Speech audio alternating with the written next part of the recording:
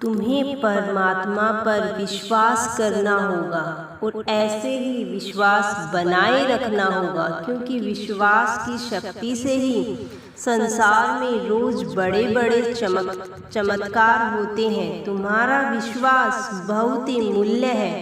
यदि तुम्हारे अंदर कोई कमी भी है तो तुम उस कमी को हटाकर स्वयं अपना भला कर सकते हो। इसके लिए तुम्हें स्वयं को रोज बेहतर बनाना पड़ेगा, तभी तुम अपनी इच्छा के अनुसार सभी कार्य को प्राप्त कर पाओगे। इस संसार में जो व्यक्ति केवल अपने लिए जीता है उसका एक ही दिन में मरण हो जाता है, परंतु जो इस संसार को अपना परिवार, अपना घर बनाकर जीवन जीता है उस व्यक्ति का मरण नहीं स्मरण होता है। इसलिए मेरे प्रिय, तुम इस संसार से जुड़ो। तुम्हें सभी को अपने हृदय से माफ करना सीखना होगा। तुम्हें इससे तुम्हारे जीवन में एक अलग ही आनंद की प्राप्ति होगी। यदि तुम्हारे द्वारा की गई सर्वश्रेष्ठ भक्ति होगी और यह भक्ति ही तुम्हें तुम्हारे समीप ले आएगी। यही तुम्हारे जीवन में सुखों का संचार करेगी। वह सुख जिसकी आवश्यकता तुम्हारी आत्मा को है। मेरे प्रिय, हमेशा एक बात याद रखना और इसे कभी भी मत भूलना। यह संसार भले ही स्वार्थी प्रतीत होता है, परंतु तुम्हें अपने मन मलिन करने की आवश्यकता नहीं है। तुम्हारी आत्मा और तुम्हारी ऊर्जा सकारात्मक है, इसे सकारात्मक ही रहने देना। अपनी पवित्र ऊर्जा को किसी और की सकारात्मक ऊर्जा से प्रभावित ना होने देना। किसी को यदि जवाब देना भी पड़े तो अपने कर्मों से दो। तुम्हें चुनौतियों से भयभीत नहीं होना है, क्योंकि तुम परमात्मा के प्रिय हो। मेरी प्रिय, तुम्हारी भक्ति निस्वार्थ और सच्ची है, क्योंकि भयभीत होने वाले व्यक्ति जीवन में आगे कभी नहीं बढ़ पाते हैं। तुम्हारा जन्म आकाश में विचरण करने के लिए हुआ है।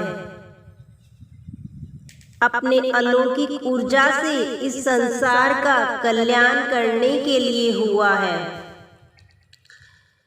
उसके लिए तुम्हें स्वयं को त्याग करना पड़ेगा, स्वयं पर कार्य करना पड़ेगा। प्रतिदिन अपने ज्ञान को बढ़ाने के लिए कार्य करना पड़ेगा। तुम्हारे निश्चल भाव से परमात्मा तुमसे जुड़ गया है। आज हम चाहते हैं कि तुम हमारी एक बात मानो जिसकी तुम्हें आवश्यकता पड़ेगी। तुम्हारे आसपास कई लोग ऐसे हैं जो तुमसे प्रेम करते हैं, परंतु कुछ ऐसे लोग भी हैं जो तुम्हें पसंद नहीं करते हैं। ऐसे में प्रश्न यह है कि जो तुम्हें पसंद नहीं करते उसके साथ क्या करें। मेरे प्रिय, ऐसे में तुम्हें उन्हें भूल जाना है। यदि कोई तुम्हें पसंद नहीं करता तो तुम्हें उससे घृणा करने की आवश्यकता नहीं है। घृणा करना तो उस व्यक्ति की समस्या है, तुम्हारी नहीं। यदि तुम इस स्थान पर नहीं होते तो भी वह व्यक्ति किसी न किसी से घृणा ही कर रहा होता। अगर पूरी पृथ्वी पर कोई नहीं होता और वह अकेला ही होता तो वह स्वयं से ही घृणा करता। घृणा करना उस व्यक्ति की ही समस्या होती है जो घृणा करता है। इसलिए तुम्हें कभी किसी से घृणा या नफरत बिल्कुल नहीं करनी है। यही एक सच्चे व्यक्ति की पहचान है। यही तो तुम्हें औरों से अलग बनाती है, अर्थात सुखी बनाती है।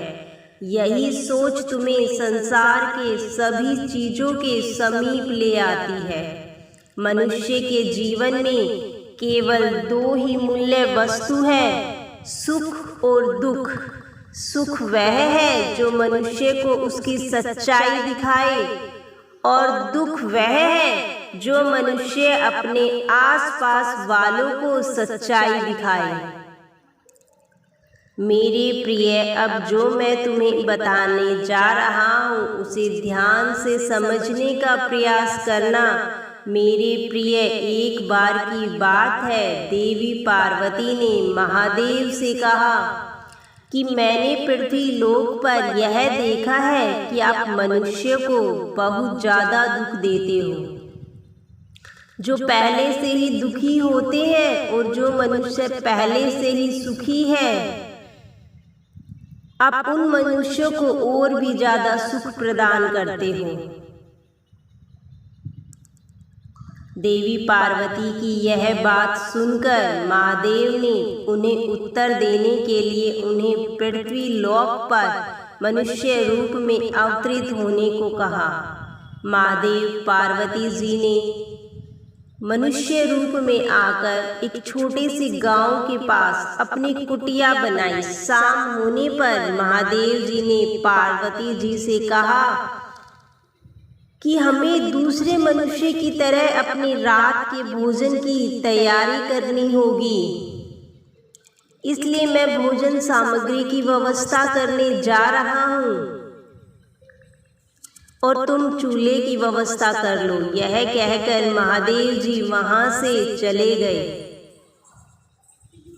महादेव जी जाते जाते पार्वती जी ने गांव में टूटे और गिरे हुए मकानों से